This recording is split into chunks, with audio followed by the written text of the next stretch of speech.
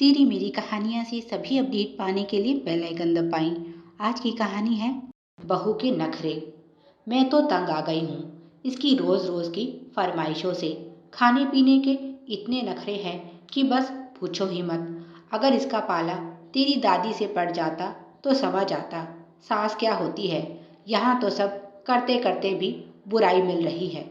शोभा जी ने अपना दुखड़ा बेटी वर्षा को सुनाते हुए कहा। वर्षा मन ही मन माँ की शिकायतें सुनकर मुस्कुरा रही है और सोच रही है, माँ, भाभी को तुम्हारे लाड प्यार ने ही तो बिगाड़ा है। राहुल तो पत्नी के आगे पीछे सेवक की तरह ऐसे घूमता है जैसे वह दुनिया की पहली औरत है जो माँ बनने वाली है। एक यहाँ हम थे, तुम दोनों के जन्म के महीने भर बाद तुम्हारे पिताजी ने तुम्हारी सूरत देखी थी। इससे पहले उनका मेरे कमरे में आना सख्त मना था। तुम्हारी दादी की सख्त हिदायत थी कि महीने भर से पहले ना तो बच्चों को बाहर निकाला जाएगा और ना ही घर का कोई पुरुष उस कमरे में प्रवेश कर सकता है। मेरे गर्भवती होने की खबर सुनकर ही तेरी दादी इतनी सतर्क हो जाती थी कि मजाल है कोई बाहर की चीज घर में क्या आ जाए।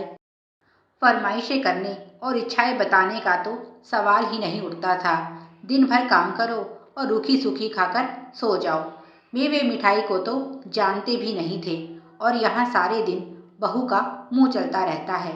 एक मिठाई खत्म नहीं होती कि दूसरा डब्बा आ जाता है। कल रात को तो हद हो गई।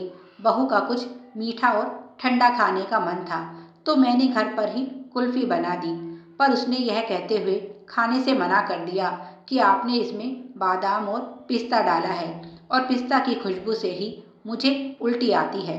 रात 11 बजे राहुल को बाजार से आइसक्रीम लेकर आनी पड़ी। अगर पिस्ता पसंद नहीं था तो पहले बता देती, पर उस समय तो कुछ नहीं कहा।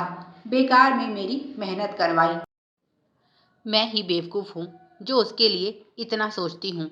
आगे से कुछ भी नहीं बनाऊंगी। बहुत बड़ा बाजार है, जो इच्छा हो मंगवाए और खाए, मुझे क्या। पर मैं तो उसकी और आने वाले बच्चे की सेहत के बारे में सोचकर ही घर पर ही उसकी पसंद की चीज़ें बनाने की कोशिश करती हूँ। बाहर की चीज़ों का क्या भरोसा।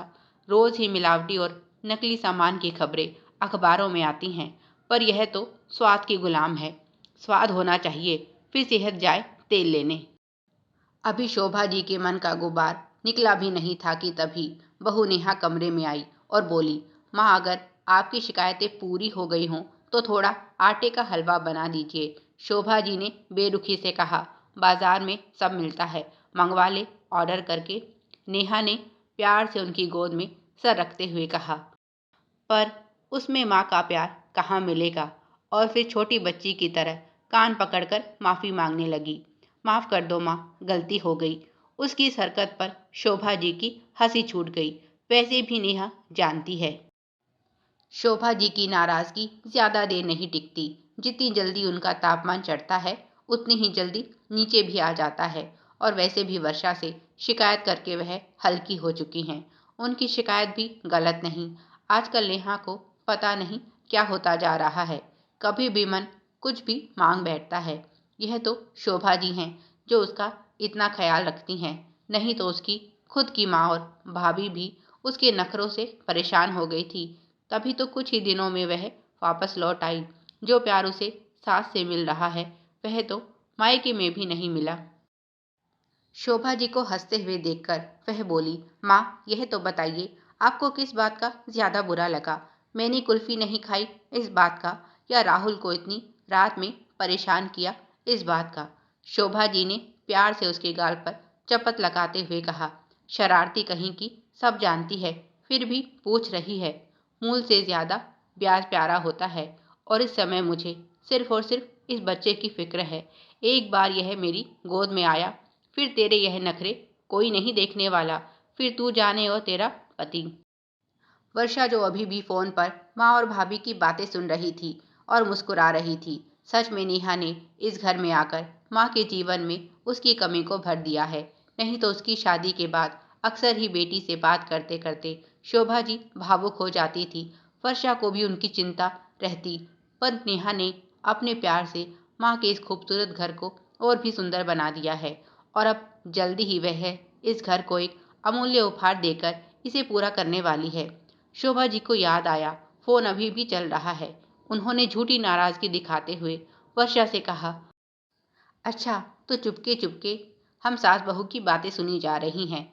अब अगर तूने सारी रामायण सुन ली हो तो फोन रख, मुझे हलवा बनाना है। वर्षा भी झूठी नाराजगी दिखाते हुए बोली, हाँ हाँ बनाओ अपनी लाडली बहू के लिए हलवा, हम यहाँ कौन से खाली बैठे हैं। अब बहू जो मिल गई है, बेटी को भला आप क्यों पूछने लगी। जब भाभी की शिकायतें करनी होती है तभी तुम्हें मेरी याद आती है।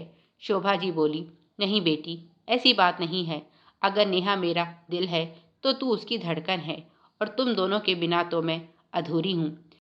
मेरी दोनों बेटियां ही मुझे जान से प्यारी हैं। यह सुनकर नेहा उनके गले लग गई और फोन पर वर्षा सजल नेत्रों सहित मुस्कुरा उठी और ईश्वर से प्रार्थना करने लगी, उसकी माँ के इस खूबसूरत घर को कभी किसी की बुरी नज़र ना लगे और यह प्यार यूं ही बढ़ता रहे। प्यारे दर्शकों, आप सभी की सुविधा के लिए चैनल पर सैकड़ों कहानियाँ विभिन्न प्लेलिस्ट के रूप में उपलब्ध हैं। उन्हें भी पढ़ें और अपना प्यार दें। धन्यवाद। Please like, share and subscribe. Thanks for watching.